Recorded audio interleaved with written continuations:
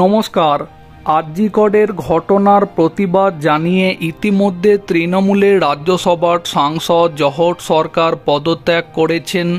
অন্যদিকে আরজিকরের ঘটনার পর থেকে প্রতিনিয়ত রাজ্য তৃণমূল কংগ্রেস সরকারের ভূমিকা নিয়ে নিন্দা এবং প্রতিবাদ জানিয়ে আসছেন তৃণমূলের রাজ্যসভার সাংসদ সুখেন্দু শেখর রায়। তবে যেভাবে প্রথম থেকে সুখেন্দু শেখর রায় প্রতিবাদ জানাচ্ছেন, তাতে করে রাজনৈতিক মহলের অনেকের কাছে এখন একটাই প্রশ্ন, সুখেন্দু শেখর রায় রাজ্যসভার সাংসদ পদ থেকে কবে ইস্তফা দেবেন। এই জায়গা থেকে রাজনৈতিক মহলের অনেকে মনে করছেন, তৃণমূলের রাজ্যসভার সাংসদ পদ থেকে বেরিয়ে আসার পরই পশ্চিমবঙ্গ রাজ্য তৃণমূল কংগ্রেস সরকার পুলিশ প্রশাসনকে দিয়ে সুখেন্দু শেখর রায়কে মিথ্যা কেস দেবে।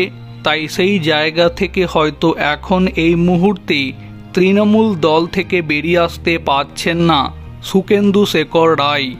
তবে এই দিন সুখেন্দু শেখর রায় তৃণমূল ছাড়ার বিষয়ে আবারও একটি ইঙ্গিতপূর্ণ মন্তব্য করে জানান, একজন নাগরিক হিসাবে আমি আমার সামান্য দায়িত্ব পালন করছি।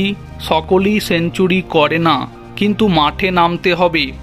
সাংসদের দায়িত্ব হচ্ছে জনগণের প্রত্যাশা পূরণ করা এবং অন্যায়ের বিরোধিতা করা। সুখেন্দু শেখর রায় তার অবস্থান স্পষ্ট করে জানিয়েছেন, যদি আমি কোনো সিদ্ধান্ত নিই সেটা সবাই জানবেন। তিনি উল্লেখ করে জানান, তার পদত্যাগের কোনো সিদ্ধান্ত নেওয়া হয়নি এবং তিনি নাগরিক আন্দোলনের সাথেই আছেন।